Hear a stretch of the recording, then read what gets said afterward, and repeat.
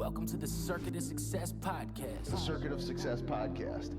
With your host, Brett Gilliland. Brett Gilliland, Visionary Wealth Advisory. The Circuit of Success Podcast. Let's start the show.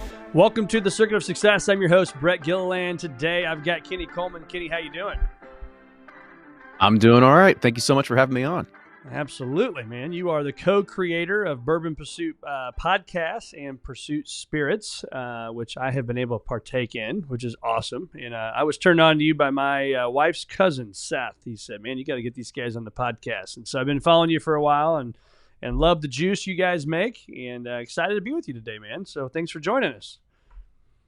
Well, thank you. I guess thank you to Seth as well. Seth must be a very well knowledgeable and probably a really good looking guy to help, push you down our path. So that's right. Got to say thank you so much for that and spreading the good gospel. Yes, absolutely. So before we dive in, Kenny, if you can, I always like to ask this wide open question of what's made you the man you are today. And again, I know that's a big open question. This can go a million different directions, but there's a backstory before Kenny, the pursuit guy. So if you could share that with us, that'd be great. Yeah, I like to think if there was a moment or something like that that came, and maybe it's like, and my parents were really good growing up. I mean, I didn't come from a very difficult, hard background. It was typical suburban lifestyle growing up. My parents worked really hard for everything that they did. My dad was the first person out of his family to actually graduate from college. My mom never did. And, they always wanted the best for us. They sacrificed. They sent us to the best schools, even though, it's like, we're not going to send them to public school. We're going to send them to private school. We want them to go good schooling and stuff like that. So they really wanted the best for me growing up. And maybe I took that for granted a lot going up because you go to high school, and I went to an all male Catholic high school. You don't think about stuff like that. You're just trying to figure out what's going on with the all girl Catholic school over there. That's sort of like, that's what's right. Going on in your head over there. They didn't stick me with a bunch of debt going through college. I had some college debt, but, they didn't make me do the whole thing. So they really wanted to set me up for success later on. And when I think about sort of where I'm at in my current life of the drive, determination, trying to be an entrepreneur and trying to make a few businesses very successful. I mean, I kind of look at it as a point where I graduated college. And I came out with a degree. It was actually in decision science and information systems. Some schools called it MIS or management information systems, but it was at University of Kentucky, it wasn't something that was highly sought after, I guess you could say. Oh, I think man. I'm going to be there in about a week from tomorrow. I'm going to be there. My oldest son's going to go on a campus visit there at UK. Oh, there you go. Well, yeah, go Wildcats. That's right. I love my UK, especially basketball season that we're in and stuff like that. We're going to the UK Georgia game on Saturday and the Bourbon Trail on Sunday, so it's gonna be awesome. Oh yeah, you're gonna be setting yourself up for success there. That's what it is. Exactly. It's sad that I'm more excited probably about my son's college visit than he is, But anyway, I digress. So sorry. Yeah. Graduated UK and here we graduated from UK.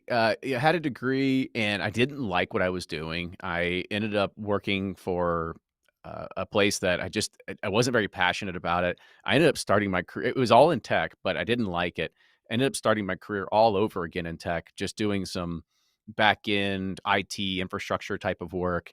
And I was a lone person in a satellite office where all my other coworkers were 2 hours away from me. So I sat there all day, and all I waited for was tickets to come in. And I would just go fix people's emails. And I got to the point where I just broke down. I'm like, this is not fun. Like, I've got to figure out, like, what am I going to do? Because I need to really hunker down and do something. And I took that opportunity because I wasn't very busy. So I took that opportunity to go and study and learn and try to figure out, like, what is this next path in my tech career that I want to go and go for. And I really latched on to networking and got myself a certification that immediately doubled my salary overnight.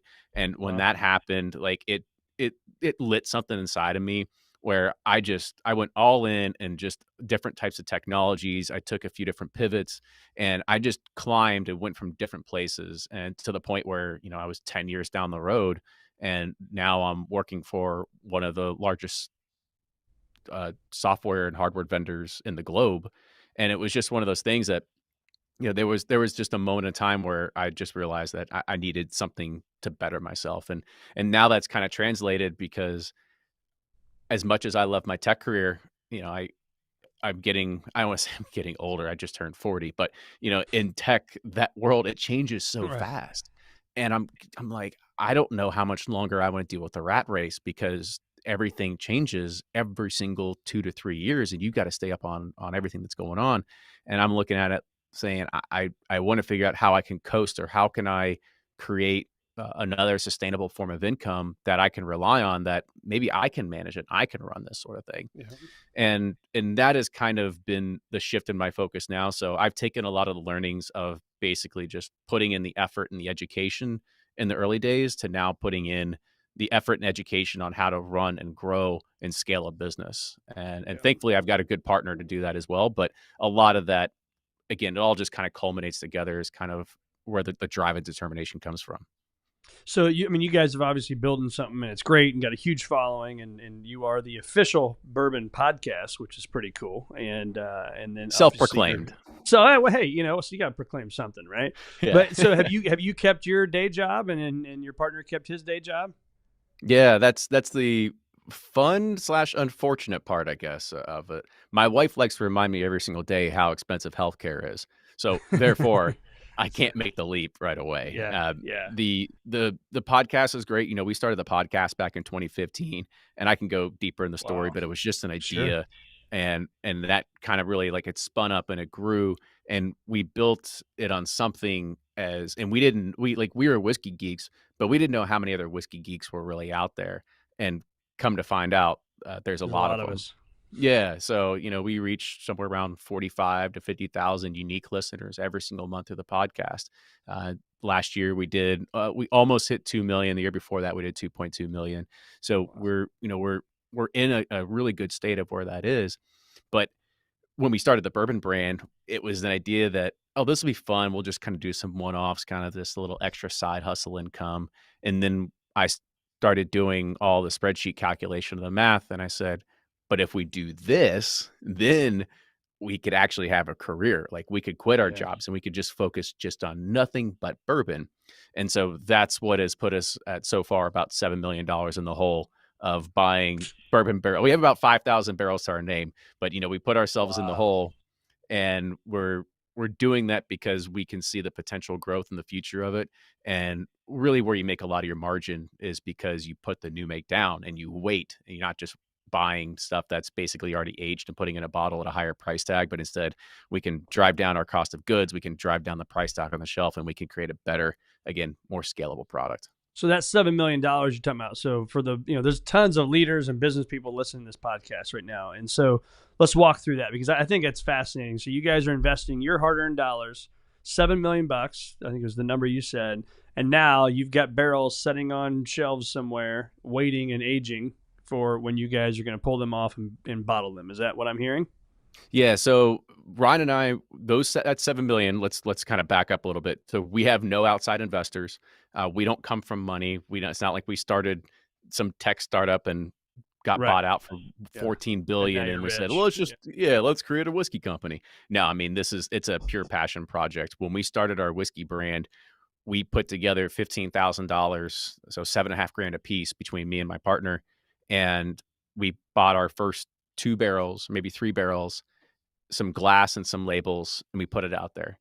And to this day, that was 2018. And to this day, we still have not taken a distribution from the company, because every bottle that gets sold and goes out goes right back into building the company and trying to figure out how we can grow and scale this and find different outlets. A few years ago, about 2 years ago, we looked at it and we said, if we're going to grow this into something scalable, we have to really start thinking about how do we put down the whiskey to take care of our future investment. And this is where I'll go in a little bit of a side kind of tangent here, is that inside of the whiskey world, and especially inside of bourbon, there's a huge broker market. So if Yeah. you wanted to start the Circuit of Success bourbon brand, I could help you do that tomorrow. I can make a few phone calls. We could buy a few barrels of bourbon, get some labels, put in a bottle, put on, try to get out the store shelves, distribution, whatever it is. Hey, Now, be there's careful this what you say, because I've got a little something cooking right back over here. Okay. I could tell you right now, If looking back, I don't know if this was the right move or not. Maybe we should have stayed in bourbon media because, as Ryan says, we're aging faster than whiskey now. But there there is some fun to it. Like I said, but the other side of it is, but when you do that, you're paying a premium because you're not waiting for that stuff to age. So therefore, your $4,000 barrel that you're purchasing, your minimum cost on the shelf has to be at least $100 a bottle. There's no way around it. Now, if you're able to get that barrel that you're already buying, say at 4 or 5 years at 4,000, but you buy it today at $750 to $900 and you sit on it and you can wait 4 years, well, of course, your cost of goods is going to go way down and you're going to be making a lot more margin on the back end of it. So what we did is we worked with a local bank out of Bardstown, showed them the business plan, showed trajectory, kind of showed them where the current bourbon market is, the bourbon boom and everything like that we're experiencing. And we are able to do all of our barrels on asset-based loans. It's the same thing as getting a construction loan or a house loan or anything like that. It's an appreciating asset. So even though I buy a barrel today for $800, completely brand new, you wait 6 months, that thing's worth about $1,100, right? And it just keeps climbing up until you hit a peak period of probably around 6 to 7 years old, and it kind of plateaus for a little bit. Okay.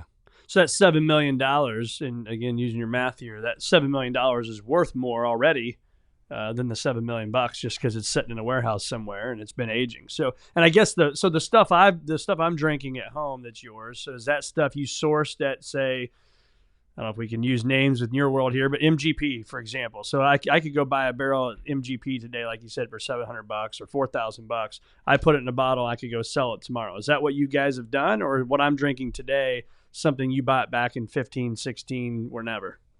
Right. So our model and everything that we wanted to do was a lot different. And thank you for bringing this up because we try to really talk about this because we try to build what's called a true whiskey company.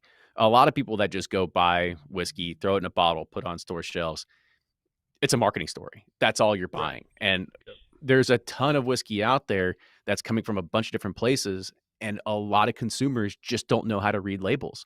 And you get caught up looking at gold foil or fancy bottles and you're like, oh, wow, what's this? And you try it and you're like, wow, this tastes great. But this also tastes eerily similar to this other bottle I have. Yeah. And that's because there's only probably like 5 major players out there that supply all the whiskey for a lot of those source brands.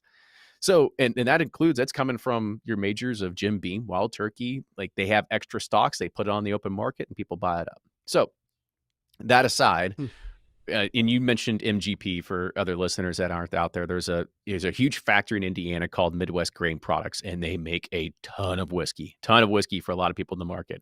It's good stuff. A lot of people use it, but we looked at it and we said, we don't want to be an MGP company.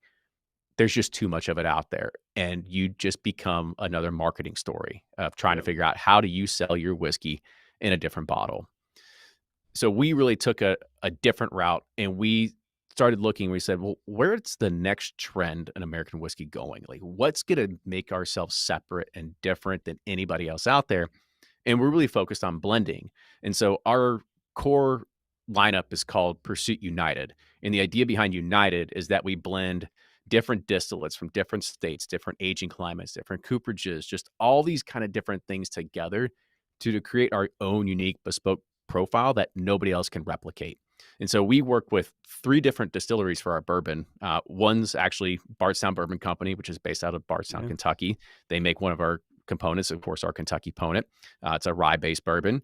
There's Can I interrupt real quick? Are they then bottling that and selling it on their own brand, or is this like your own unique barrel that's yours?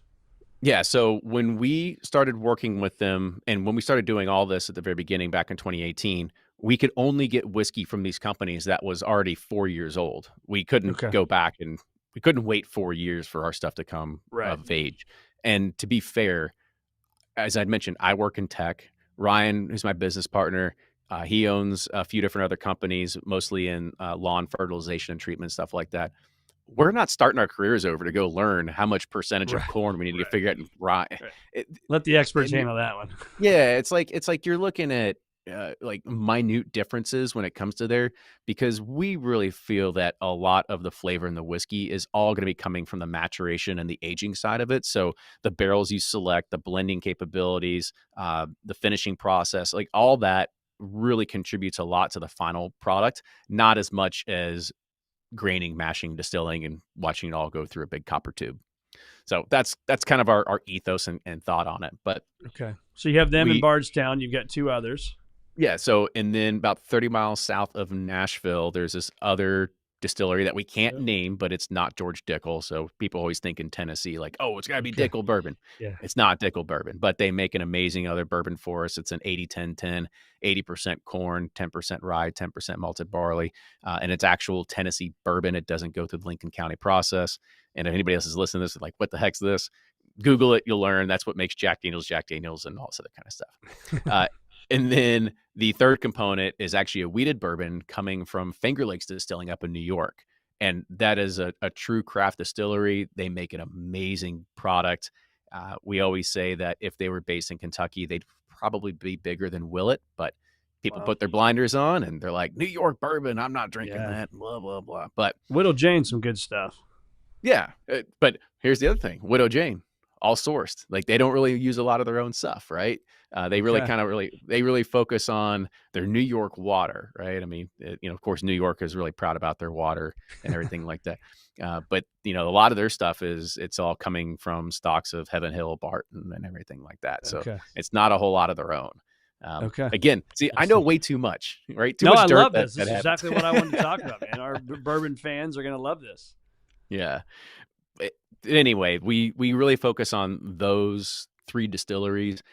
They made some of the stuff early on for us that, or should I say, they already had it made. We blended it into our own specific flavor profile, but now we're here a couple years down the line and we've started going back and we've started making adjustments. So like at Bardstown Bourbon Company, we're not putting it in your traditional, just all char number 3. We've instead moved to the industry standard is around 6 months of air dried stave seasoning, which is you essentially let the wood sit outside. So it reduces the moisture content, gets rid of a lot of tannins and everything like that. So we went from the industry standard of 6 months and moved to our new, what's called Cooper Selective 18-month air dried stave barrels. We've also moved about 50% of our barrels into Char 1, and that's because of the relationship that we have with Independent Stave, who's one of the largest cooperages and barrel manufacturers that's out there, and they have a lot of data points. Again, coming back to me and my tech side, they have a lot of data points that actually show that a Char 1 whiskey actually produces, or a Char 1 barrel produces a better whiskey at a younger age than Char 3 and Char 4. But I didn't want to hedge all my bets there. So we do about half in Char 1, sprinkle some 2s and 3s, and we do the rest in Char 4. But, awesome. Like I said, we go back to all these different distilleries and we were starting to make these kind of like minor changes because we really want to dial it in. So right now our product is a blend of 4 to 6-year-old bourbons, and fast forward to about 2028, 2029, it should be about 6 years completely in the blend. We were able, and this goes back into the business portion side of things. When we created our first product, we started with a 10-barrel blend. We made about 2,000 bottles. We put that out there, sold out in about 30 days. And we said, I think we're on to something. And that's when we said, well, let's go ahead. We'll go buy 4, 3, 2, 1 and put new make contracts down at all these different distilleries so we can really kind of like we have a future. And the reason we did that is because the problem with the source market that we talked about earlier is that even though you have brands that today they've got a 10-year-old, tomorrow they got a 4-year-old, maybe it's from Indiana, maybe it's from Kentucky, maybe it's from Georgia, who knows?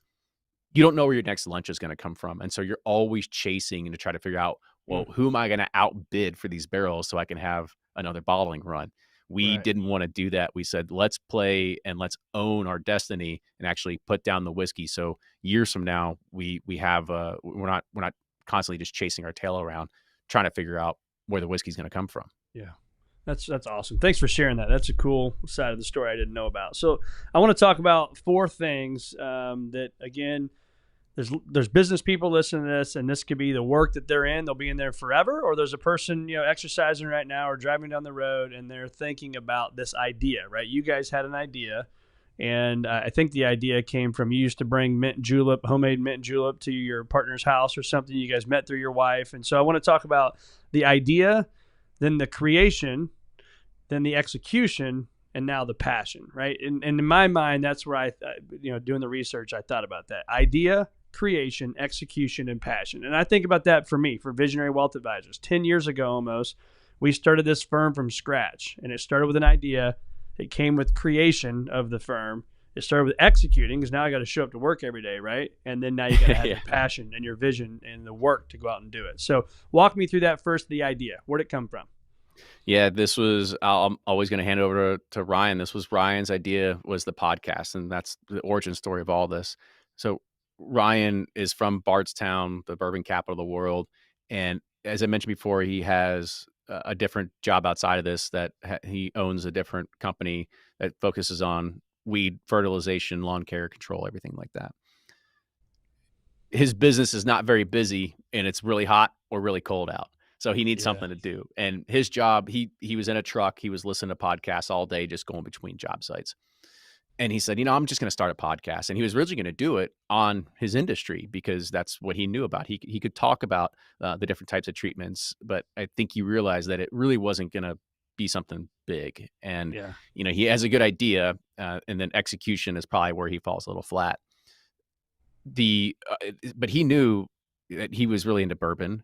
His brother is, I'm not going to drop, but he works for a very large distillery in Bardstown, Kentucky, and is one of their main buyers for all their glass and packaging and all this other kind of stuff. Yep. And he goes, Ryan, you're from Bardstown. Why don't you do a bourbon podcast? And he knew me again through our wives. And he said, what do you think about this? And I said, well, give me a week to do some research and see what I can find. Because I'm a pessimist. I truly am. I was like, I'm one of those people rain that all thinks, over this parade you got. Dude. Oh yeah. I mean, like I'll piss in your Cheerios kind of person. Exactly.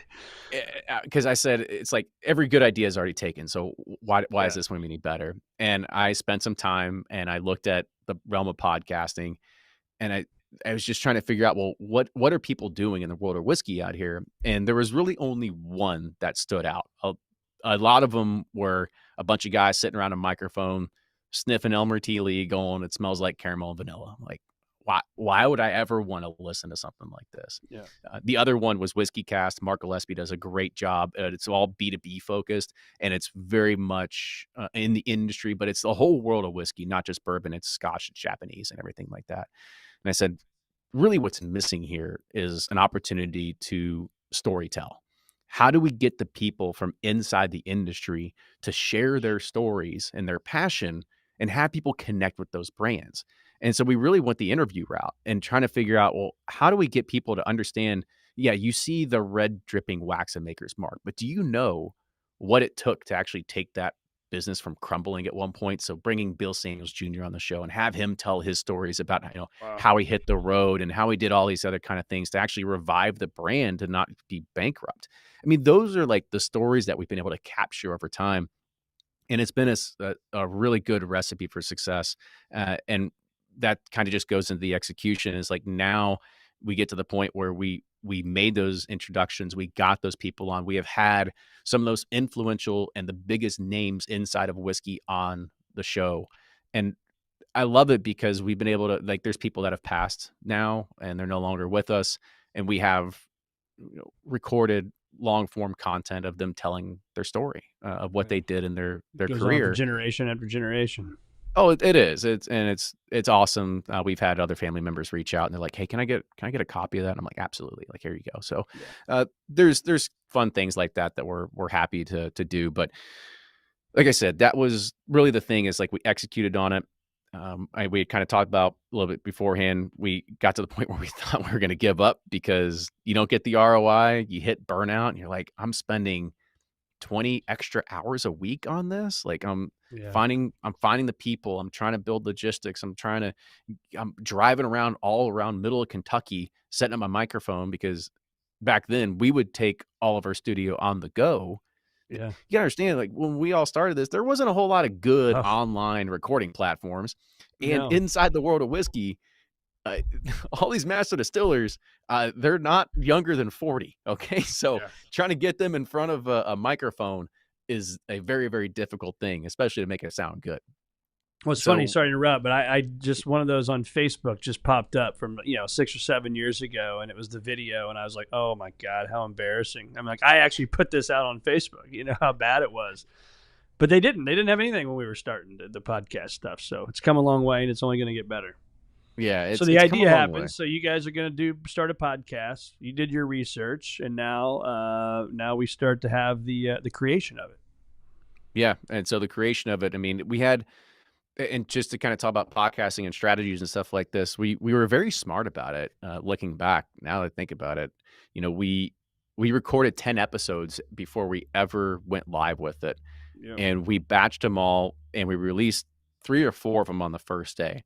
But the smartest thing we ever did is episode 3, or maybe it was episode 7. I can't remember which one it was.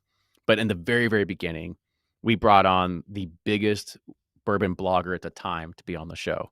So within the first week, we had his entire email list sent out of our podcast to 100,000 people. So on day 1, we were able to kind of really like enter in and kind of like really establish a foothold. And we were early on. I mean, that was the great thing. We were so early that we could call up Buffalo Trace and we could say, hey, we'd love to have Harlan Wheatley, your master distiller, on the show. And they go, what's a podcast? Like nowadays you call them up, they're like, I'm sorry, like everybody's too busy for you. We can't do this and blah, blah, blah. Yeah. But that's how it was back then. And we had a lot of early access. We made some of those initial contacts. And thankfully, through the podcast, we've nurtured those relationships. And so we can have those people come on and they take our call seriously. They know where we started from, where it was really Ryan and I, it was us traveling around with his laptop and a Blue Yeti microphone connected to it. And we'd all huddle around it. Yeah. It's like the first 100 episodes, like I just cringe of how bad the audio is. Right. Considering now we all have like broadcast level equipment. Yeah. It's like if I could ever go back on the execution side of things, I would invest heavily in the equipment up front instead of just putting out a pilot and see what happens. Yeah. But we all live and learn. But you look at, your mic, my mic, same mics. You're not going to spend $500 on a microphone for each of you. So now you're $1,000 in and you haven't even done anything yet, Yeah. And to just see if this idea of a winter project will be dead in 2 weeks. Yeah. Right. I agree. Yeah. It's not happening. Not happening. So then creation, man, you start calling people, you're doing the interviews, you don't even know where to upload it and all that stuff. But how do you execute and now get it to where you've gotten it today? Like that's the part I love is that execution strategy, that building strategy to where, hey, this little podcast now is we're $7 million of barrels of bourbon sitting around and man, you have a massive vision, right? So that's the cool part. Talk about that. Yeah. I mean, on the execution side of things, at least with the podcast, it's been continual evolvement. I mean, you always see the diagrams of like, design, think, and then like redesign and kind of, you just kind of like re-go through the circle. That's essentially what the podcast has done. Over time, we've finessed our interview skills. We've gotten so much better. The equipment's gotten a lot better. To the point now where a lot of the stuff is even automated on the back end. We outsource some stuff for the production side of things. But even like when we get the final product in, I've built in these publishing pipelines that I just put it in there. And then all of a sudden it ends up on WordPress and Instagram and our publishing site. And then it automatically puts in ad markers of where the ads need to go. And it's just a well-oiled machine. And that's been over just years of iterations and just trying to find out what's the best way to execute and do things. I mean, I learned probably some of the best stuff a couple years ago. I went to this other conference called Podcast Movement. And when I was there, I got to end up networking with a lot of other podcasters. And it was kind of like an aha moment when I realized that my podcast was probably in like the top 2% of everybody. And that was in the room. But because people that, they have a small audience, but I had no idea that an audience of having, when you do $180,000 a month, I had no idea, like you're in the top 10% of all podcasts. And when I found that out, I was like, holy smokes. I mean, I'm no Joe Rogan by any means, right. But the pool it's not massive, but it just goes to show it's like, wow, we've really found a niche and we owned it. And I think that's one of the things that when people come and they ask me for advice on starting something, especially on a podcast, I was like, just don't go wide. Like, as much as we all love Joe Rogan or you hate Joe Rogan or whatever, it's like, you're never going to be him. Doesn't matter how hard you try. You're not going to be Barstool. You're just not going to be it. So find a niche and own it. Like Gary Vee always says, you can make $100,000 a year talking about peanut butter, but if you go deep, you're going to find other people that like care that much about peanut Really butter, care and you about can peanut monetize butter. it. Yeah. Yeah. So anyway, that was, like I said, the podcast, it's just been continually growing, and finding the right ways, and whether it's advertising, whether it's trying to build it, listener funded things like through Patreon. We ended up making a lot of good growth by creating our own barrel pick club at one point, when barrel picks, it was the hottest thing. You couldn't, nobody's getting Pappy anymore. So what's the next best thing? You get a single barrel that, your favorite podcasts, or the people that that you listen to all the time, they selected this bottle, and you can kind of get access to it. So we started our own club, grew that to about 1,500 members at one point, and it was just, we just saw that as a real good way for growth, especially getting over the hump of we're never making any money in this thing, because brands aren't beating down your door to go and sponsor the podcast. Yeah. Years ago, it's getting better, but years ago they'd rather buy a bus stop ad than sponsor a podcast. Yep. Go figure.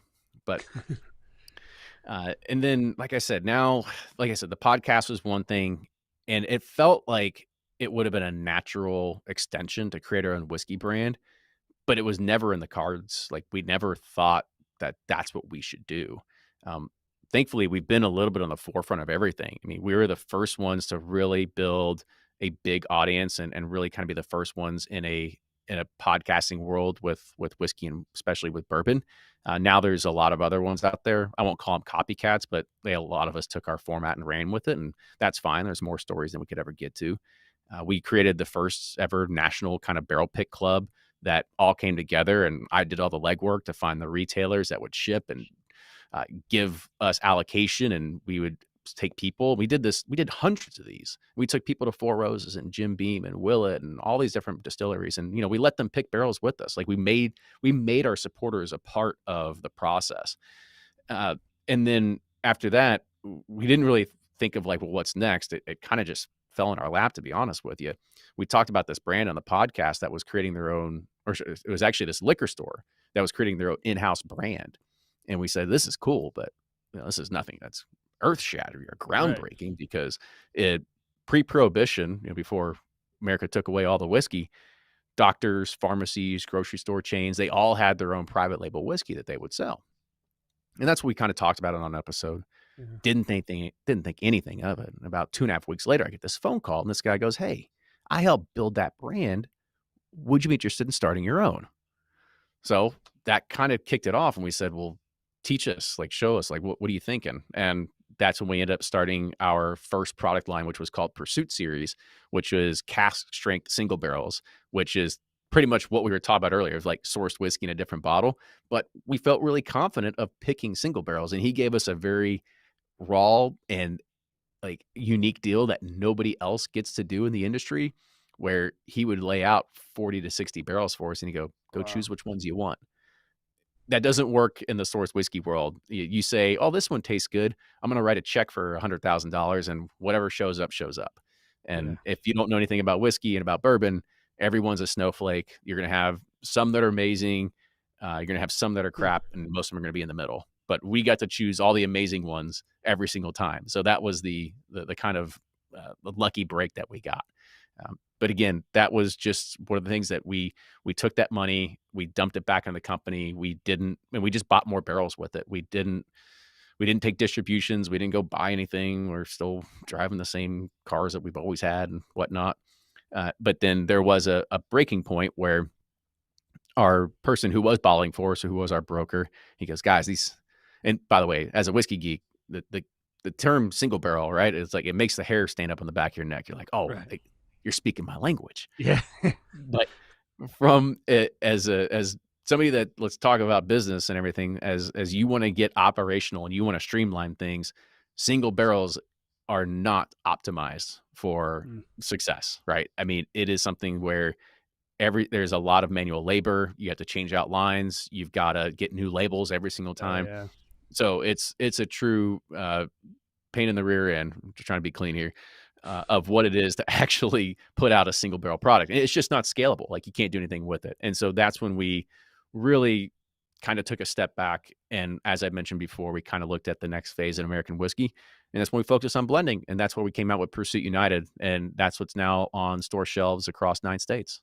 That's amazing, man. I'm giving you a big clap here. That's awesome. I love I seeing people appreciate start it. something with an idea, create it, execute it, and now the passion. You can see it, you can feel it in your voice and your energy, and it's awesome, man. We'll be watching definitely for a long time. So where do you see the industry going? You know, it's crazy to think that I just got into bourbon. It'll be 2 years and about 3 months ago. I went to my buddy's Steve's 50th birthday party. His wife surprised him with a guy to come do a whiskey tasting event, right? And so we do it, and I'm like, oh, I don't know. It all tastes the same. It all burns. You know, you get your beer, you know? And then, but I would listen to this guy, Pops, and Pops was talking, and he was just passionate, and he loved it. And then with my personality, I love the chase, right? I love finding that you walk in that store and, oh, it's like there's a bright light on that bottle that you never see, right? And so I fell in love with the bourbon chase and the bourbon and now the taste and all the stuff and the story behind it.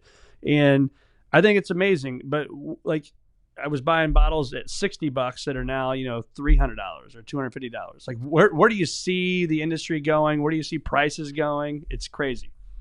It's like a drug. You got your first hit, didn't you? Exactly. I got my first hit and I can't get enough. And when you say Pops, I think you're talking about Garrett over from Bourbon and Banter. Is that Oh who yeah, did the you know him? presentation? Yeah. He's a good friend. No, he's Oh, great. awesome. Yeah, he's here in St. Louis, so he did the party. That's awesome. Yeah, very cool. Yeah, see how small the whiskey world is. We all It's kind of know each amazing. other. Yeah. Where's the whiskey world? Where's bourbon going to go? So, from a financial standpoint, you know, I get a lot of newsletters. I get sort of like where like spirits growth, beer, wine, everything like that through a bunch of different reports. So 2023 year just came as one of the most down years since 1990 in the alcohol market. And the outlook was pretty bad. And like 2022 was insane. Like people in 2020 to 2022, people were pantry buying. They were just going crazy. Yeah. You're at home. You have a lot of discretionary funds. And so therefore you're spending it on, of course, high age whiskey, tequilas, everything like that. The seltzer boom took off. All things just kind of collided at once. And there was just a huge thirst that's out there. Well, the amount of people that were out buying bottles and just going crazy and buying stuff, a lot of people took a step back this year and they said, all right, I've got 50 bottles. I've got 150 bottles. Maybe I've got 500 bottles, whatever it is. People are going, why do I need all this? I've got more whiskey than I need in a lifetime.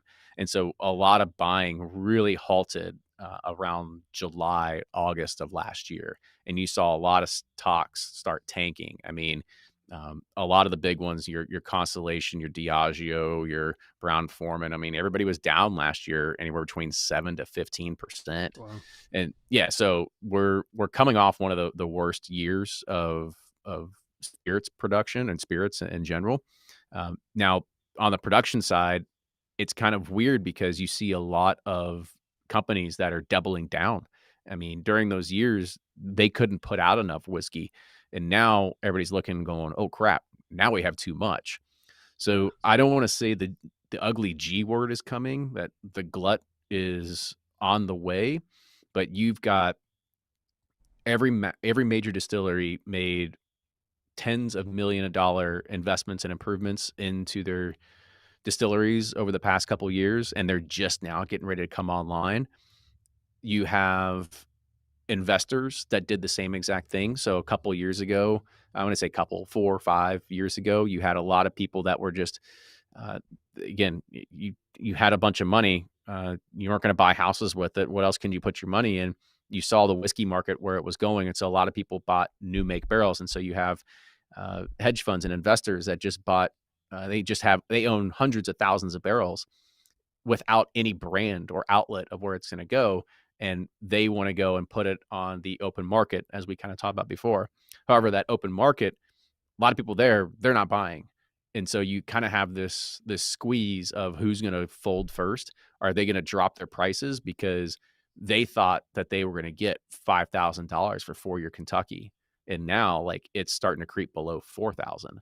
And so everybody's just kind of see who's going to fold first in that realm. On the sales side of things, I mean, it's so funny. Like as a whiskey geek, I mean, I'm in all the forums and stuff like that, and people will go to a liquor store and be like, "There's no good whiskey here." I'm like, "Are you kidding me? Like, look at the shelves. Like, the shelves are littered with bourbon." I would venture to say that we are living in the golden age where you have more choices of bourbon than you would have had at any point in history. And to say that you would go there and say, "Well, I don't find anything." Oh, it's because I can't find Eagle Rare. I can't find Right. Blanton's. Like, get over yourself, okay? There's so much whiskey that's out there, and everybody gets kind of hyper focused on just like 5 or 6 labels. Yep. And that's one of the things that like I want to see that change for the broader consumer market, is to just like you've got to expand your horizons. There's more than one distillery out there that makes really good whiskey. Um, and then the other thing is, a lot of these distilleries, they are putting down a crap ton of bourbon. And a lot of people kind of said, well, yeah, of course they're going to go for the international market. And I'm kind of bearish on it, a little bit honest with you, because I'll believe me, I will go ahead, let Brown Foreman, Buffalo Trace, all them, they let them go tackle and try to turn India into a bourbon drinking country. I don't see it ever happening. I mean, by the way, if you look at the data and the stats, India drinks almost 4 or 5 times the amount of whiskey than the United States, right? So there They is do. You're saying they do. They drink wow. a ton, right? And so it's like, if you think you could turn 1 in every 10 whiskey drinkers in India to bourbon drinkers, it would probably deplete all the stocks that are in the United States right now. But that is a cultural shift. That is something that would take decades to make it happen. So like I said, I'm a little like, I don't see that happening right away. I'm kind of putting that one on the far distant side of things. But that's sort of like where I see the current market of whiskey right now. We're coming off a really bad year. Um, they're still really good. I'm in Louisville, Kentucky. So tourism is still very high. That's still the Yep. number one thing. People are still coming here to come and visit. Distilleries are starting to get caught up on stocks once again. So you can go and you can visit places and you can find stuff here that you can't get back home. And so there's a lot of good things that are just happening from the tourism aspect. And, we'll kind of see what 24 brings into it. I don't think we're going to get to the heights that we were in 21 and 22. But that's just because people bought so much. So as soon as they start going through the bottles that they did purchase, then they'll start venturing out and finding new things. Yeah. Yeah. And I mean, I think, wasn't it Buffalo Trace? Didn't they put like $1 billion into their distillery? Yeah. And to be fair, Buffalo Trace, they're doing fine. I'm not worried about them. Right. They're Yeah. they're the ones that I don't worry about, because like I said, when you talk about the 5 or 6 brands that people just get hyper focused on, like It's every one it of all theirs. comes from them. And I don't be wrong, they make good whiskey. Is it some of the best whiskey that's out there that cannot be touched by anybody else? No. Like there's so much other stuff. And that's why, if you're one of those people that you're thinking like, well, I drink Weller all the time, or I only buy Eagle Rare, like, oh, I've got the special bottle of Blanton's, please go and find somebody else that's also into whiskey and get that bottle and get 4 or 5 other ones and blind taste them and figure out if you can figure out which one is your favorite, or if you can figure out which one is Blanton's or whatever it is. I can guarantee you're going to come at the end and go, you know what? I like it as much as I thought I did. Yeah. Well, and I'm not just saying this because you're on the podcast, but we had my wife's family Christmas at my house. And so I put everybody in a room, the bourbon, there was, I don't know, 6 or 7 bourbon drinkers. And I put 3 bourbons. I put one of yours. I'm drawing a blank. I forget which one it was. I apologize. It's got a little bluish on the Oh label. yeah. Our oak collection bourbon. Yeah. I know So exactly I what you're put talking that, about. and then I put Heaven Hill, and then I put Buffalo Trace. And those were the 3. You know which one won? Yours. Oh, please tell me Mies. Really? How You about did. it? You did. It was awesome. So anyway, last few questions here.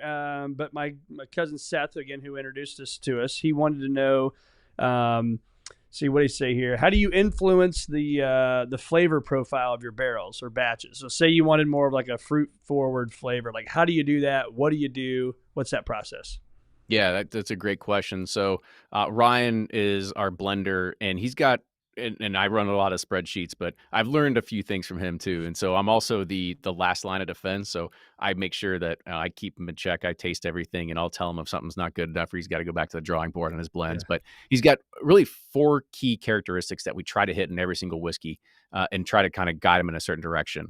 And kind of these are the flavor profiles that people align with: spice, fruit, sweet, and oak. Right. Okay. So we want to make sure we have a perfect balance of all those in there. And then we've also started doing smaller micro blends where it's just like hyper focused on one of those particular aspects. But, one of the things that we have to do, since we are so small, is that we taste every single barrel that goes into a blend. You can't say that for all of the big distilleries out there, because what they'll do is they'll pull a sample from one part of the rick house for stuff that's been aging next to each other, and they'll just toss 200 barrels together and just go ahead and dump the lot in there, because you can basically average out all the flavor that you're going to get, and you can kind of get a pretty good instance of what it's going to be. But we hand select every single barrel that's going to go into our blend, so we know really where it's going to align. And so it's a much more time and labor intensive process that does go into it. And we just want to find the barrels that do match the profiles that we want to make sure that we put out there to market. Awesome. I like that. So here's his other question, and I'm going to say this because of his question. I'll say he's my 7th favorite cousin on my wife's side. Okay, he's my 7th favorite cousin on my wife's side. But he said the other question. That too? Exactly. He goes, they call me Bert for fun, and he goes, why in the hell did this guy come on Bert's podcast? That was his question to you. Why did you come on my podcast today? Yeah, I mean, here's the thing. I think we have a very interesting story. I think we have a unique story. I don't think anybody has one that's remotely close to us when it comes to talking about bourbon. And we're in a position where I love to do this because I'm always the one asking the questions. I'm never the one answering the questions. Yeah. And so it is fun to be on the other side of the microphone and tell our story. And plus, it's like, if this helps influence one person to go out there and try our bottles and realize, like, oh crap, what have I been missing? That's a home run for me. And so, like I said, and thank you for letting me use your platform to do that as well. I mean, that's one of the things. We're a small startup. You got to focus on how can you be nimble and budget friendly, and trying to figure out how can you do better marketing. Yep, that's right. And then I guess he did have one more. He's got a bottle that looks like it's signed. Did you actually go in and sign that, do you think? Or is that like laser printed somewhere? Oh, no, we sign bottles. So depending on where they were in the markets. He's in Chicago. Yeah, so it was probably a Benny's then. Okay. Yeah, there is. Every once in a while, I'll make it to Chicago. We do what's called market visits. I wouldn't say quite often, but a couple times a year, we'll fly to Texas or Colorado or something like that, and you'll go to a liquor store and you'll meet some people and sign bottles, but you'll want to sign the rest of the bottles that are there on the shelf, because some people will see them and they're like, oh, a signed bottle, I'll purchase that one, and hence the reason. Well, that's cool. He got lucky then. Yeah. All right, so these are the 4 questions I'm going to ask that you can't use your own bourbon as the answer. Is that fair? That's fair. Okay. Your daily sipper. Oh, see, now this is where we get into those questions that, I'm spoiled. I am beyond spoiled. If I could turn my camera around right now, I'd show you. We just got our office area and podcast studio cleaned up like 2 days ago. And so there's bottles everywhere. We are in a fortunate position where distilleries send us everything that they come out with, and we have an opportunity to try everything. Yeah. And now I've got bottles everywhere, but I know what my flavor, like I know what I want. So every single day I'll go to my basement bar and I'll be like, do I want something sweet? Do I want something spicy? Do I want something weeded? Do I want it fruity? Do I want something that's, tannic? It's got some oak, it's got some age and some character into it. And so I've really dialed in really what I like. And so instead of like figuring out a brand that I just align with, instead I know what my palate wants. And so it might be a bottle of Buffalo Trace. It might be a bottle of Old Forester birthday bourbon. It might be any of the number of bottles that are sitting down there. It might be a good quality sourced MGP bourbon that I'm just in the mood for because I want something spicy, right? Spicy, barrel proof, something with a kick. Those are those things that I continue to think about as I continue to go on my bourbon journey and figure out which bourbons are speaking to me, but I've gotten to the point where I've dialed it in. I just kind of know what I want. So and then if your next question is, well, what's your favorite bourbon? That's gonna be my other answer. It's like you just kind of know what you want on that day. I was gonna say, what's the daily sipper, the go-to for a special occasion, and then the one you get really excited about, like, or if I came to your house, you're like, that's your trophy bourbon right there. Do you have a trophy bourbon? Well, I'll give you a couple of those answers. So another one that people always ask me to, they're always like, I'm just getting a bourbon. Like, which one should I try? What should I go for? And I will always say I have never in my life had a bad Four Roses. So Four Roses small batch, I will always go ahead and promote that. I think they have an amazing product. Of course, the Old Forester 1920, 1910 line. Those are great ones to have in your arsenal as well. Now, when you talk about trophy bottles, this is again where it gets a little. I think I have a college tuition or maybe a year's worth in my basement. Easily. I mean, I was lucky. I got into it like 2013 timeframe, 2014, and the bug bit me, and I was just buying all kinds of stuff. Back then, I was buying more stuff then than I can drink now, and before I could drink then. And so I've got stuff. I've got bottles that are worth $10,000 a piece, and I don't know if I'll ever be able to open them. Yeah. That being said, I think I will find an opportunity to open them one of these days because we are, and now that I'll go ahead and pitch this too. So we'll be opening up our own location on Whiskey Row in downtown Louisville in September of this year. Congrats, man. Yeah. So the next kind of big venture that we're going on, it's like if we can't figure out the solution, we'll just keep throwing money at the problem. And that's sort of the thing. It's like, it'll fine. It'll all work out. So what will that be? So when I go to that, say September timeframe, what will that look like? Yeah, so we're gonna have it's gonna be our whole visitor experience. It'll be on Whiskey Row. We'll actually be relocated right next door to Bardstown Bourbon Company, catty corner to Michter's down over there, the 700 block. But you'll walk in, you'll have your traditional bottle shop retail sort of thing, but then you'll go around a corner and we'll have what's called the whole shebang, where you'll be able to do a tasting plus barrel pick and fill your own bottle experience. And this is something that we have been doing here at the distillery for a while. And it's modeled after the hundreds of barrel picks that we've done. As a general consumer, you don't get access to do something like that. Unless you're part of a whiskey society or you own a liquor store or you own a restaurant or bar, you don't get the opportunity to go pick a barrel. And we wanted to give that opportunity to a lot of people. And so we'll have around 6 barrels and you'll have all the samples laid out there for you, and you'll taste through, you kind of go through your own barrel pick process and figure out which one speaks to you. You don't have to have the fiduciary requirement of actually buying the entire barrel, but instead you get to go and get one bottle from it.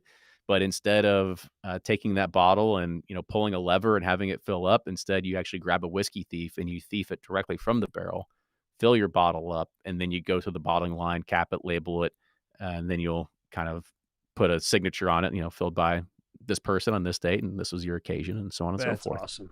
What a cool experience, man. Very, very cool. So ice, no ice? Oh, no ice. Very rare do I put ice in my whiskey nowadays. Okay. Now, I will say that I am a huge cocktail person, and so depending on how it comes out, whether it's dried or frothed or has a cube or whatnot, like I'm okay there. But for whiskey nowadays, it's crazy. It's like you go through the evolution of a bourbon drinker, and you start off with an 80 proof, and you're like, oh, I need to mix this with Coke. Like, there's no way I'm drinking this. Oh, it's like burning my esophagus. And then you remove the Coke, and then you're just drinking with ice, and then you remove the ice, then you're drinking it neat, and then all of a sudden you're drinking like 140 proof bourbon. You're going, it's not too bad. So it needs a little more kick to it, but it's fine. Doesn't even phase you anymore. That's funny. So I'm in that phase of I still will use a big ice block, but I can do it without the ice. So if I do that, I still will find like the littlest piece of ice. I don't know what it is. So I'm there, but I've graduated to the big boy world now, where I can drink some rye. So I used to think rye was disgusting, a year and a half ago, and now I'm like, this isn't too bad. I'm getting to the big boy bourbons now. So. Great stuff, man. Well, this has been awesome, Kenny. Thanks so much for joining me on the Circuit of Success. What a great story. Hats off to you and your partner, man. It's awesome. We'll continue watching. Everything will be in the show notes we talked about, and we'll come see you in September, man. Thanks for being on the show. Please do. Like I said, thank you again for letting me use your platform to find an audience and new listeners. And again, just I don't take it lightly. It's fun to be able to do this. we talked about it before the show. I always give a nod to other podcasters out there because nobody understands how hard it is to do this and the Yeah. work and the effort that goes in our conversation. This was the easiest part of the entire process. Like now comes the hard part of post-production and marketing and getting it out there and all that sort of stuff too. So keep doing what you're doing as well, because I know that people do enjoy it. And it's always one of those things that you always think, what's the point? And then you get that one review or that one 5-star review and you're like, all right, cool. People are Made listening. It all Like, worth it. yeah, let's keep going. Yeah. Awesome, man. Well, thanks so much. Really appreciate your time, Kenny. Thank you so much.